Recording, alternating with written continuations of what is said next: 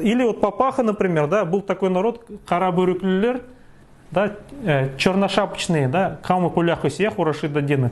Мы напали, говорит, на страну русских, пришли, вернее, в страну русских, в страну черных шапок, когда монгольское завоевание. Есть такой народ, как каракалпаки. У них основной мужской элемент, да, головной убор, папаха, как вообще название народа. Карабурюклер – одно из названий половецких племен. Этих черных клубуков наружно сообщать то, что на Нижнюю Волгу переселяли. То есть вот это все, каждый элемент одежды, да, он несет в себе историю, культуру. Для нас, для Нагайцы-Карагаши, да, у нас деды носили эту папаху. Сними ты эту папаху, ну, мы провели эксперимент, я даже тебе покажу.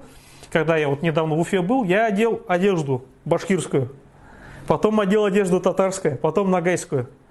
И меня было не отличить от башкира, не отличить от татарина. Одежда – это такой маркер. Сними эту одежду, ты уже не тот, кто